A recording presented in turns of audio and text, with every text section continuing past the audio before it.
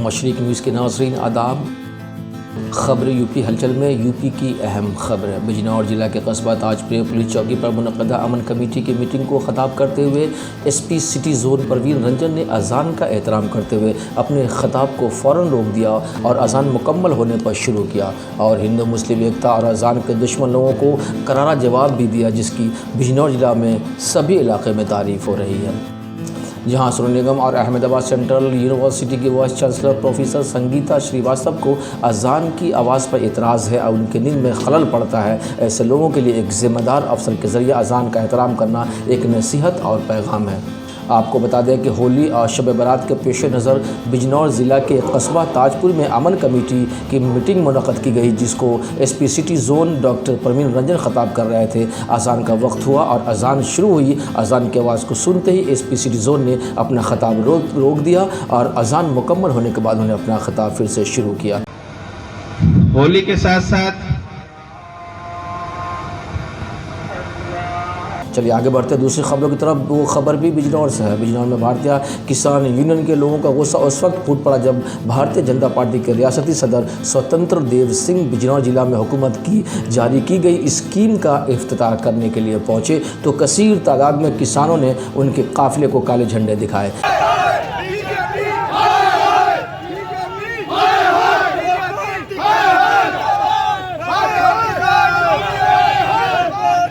इतना ही नहीं बल्कि भारतीय जनता पार्टी के खिलाफ जमकर नारेबाजी भी की। पुलिस और किसान के दरमियान धक्का मुक्की भी हुई। पुलिस ने भारतीय जनता पार्टी के 4 किसानों को रियासती सदर के काफिले को काले झंडे दिखाए जाने पर गिरफ्तार कर लिया, जिसको लेकर भारतीय किसान यूनियन के लीडरान और कारकुनान ने गिरफ्तार लोगों को रिहाई के मुतालबा को लेकर बिजनौर कोतवाली थाना का घेराव शुरू करते हुए अपनी गिरफ्तारियां देने को तैयार हो गए। पुलिस मजबूरन गिरफ्तार किसानों को छोड़ना पड़ा। भारतीय किसान यूनियन के लीडरान ने जो भी भाजपा झंडा लगी गाड़ी दिखाई दी उसको काले झंडे दिखाए और अपने गुस्से का इजहार किया। किसानों के हंगामे को देखते हुए पुलिस के हाथ पांव फूल रहे थे।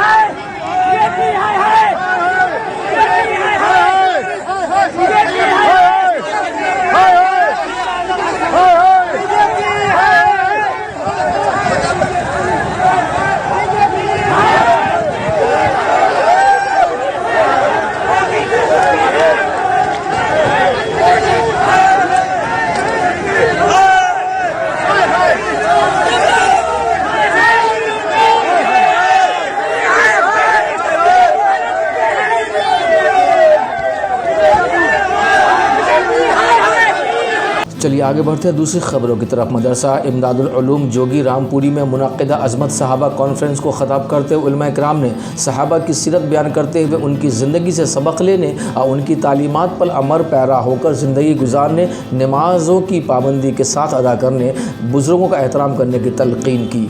कॉन्फ्रेंस को ख़िताब करते हुए मौलाना अंसार ने कहा कि सहाबा इकराम ने अपनी ज़िंदगी में ख़ुद अमल करके दिखाया है। उन्होंने कहा नबी की सीरत और उनकी तालीमात पर अमल किया है। मौलाना ने मज़ीद कहा कि आज हम सहाबा इकराम की अज़मत को भूले नहीं हैं और कभी भी उनकी अज़मत तालीमात को सीखने की भी कोशिश नहीं करते।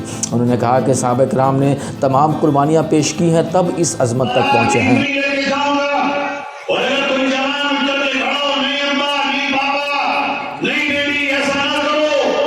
ये गरीबों के लिए लानत है, खुदकुशी का अखबार है, बंद कर दो ये।